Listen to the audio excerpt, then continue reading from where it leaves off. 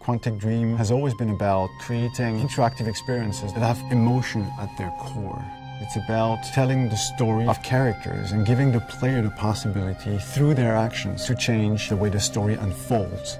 When I write my script, I have an idea of how I want the story to be played. So we try to render David's idea into a game and see with him if it matches what he had in mind. In case it doesn't, we go back to the writing stage and keep working until the result perfectly matches David's vision. What we try to do in Beyond is really an intuitive and immersive experience. So we created a very discreet user interface with only white dots on screen and very simple controls. We wanted to revisit the action system and go for something that would be more invisible and more intuitive to the player. We didn't want the interface to be a barrier. We wanted the player to focus on what he's doing on screen and not on how to do it. Ideally, the player will forget that he has a controller in his hand and will just jump into the screen. One of the major revolutions in Beyond is the way Jodie Holmes moves. Depending on the context, depending on your emotional state, you see the character of Jodie moving differently, walking differently, looking around differently. And most importantly, to give the player the feeling he's really in control of the character, he can do almost anything he wants to do. She can talk to other people, interact with objects, and also run, jump, shoot, drive a motorcycle, or even ride a horse.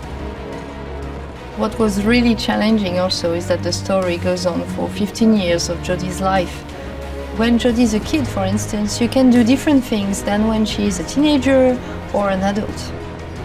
Giving this much animation to a character, it's really new. It has never been done to that extent, and it really makes the character come alive like never before.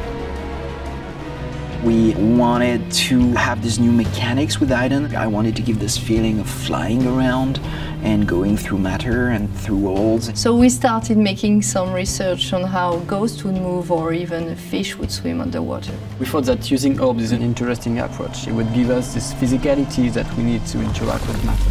It became really something natural to assign them to the two analog sticks and have to play with them, to focus them, or on the opposite, to split them apart. During the process of this production, we made what we call user tests. You just watch people playing and you see where they succeed, where they fail. If a player don't get it right, it's only our fault. So we work very hard to be able to correct it and give the best experience possible. After each user test, it's meeting after meeting just to find a good solution to every single issue the player may have had. I guess what we're looking for with the gameplay is really to find an interface that will allow you to play live. And we try to get closer and closer of the ideal interface where you don't think anymore, you just do it.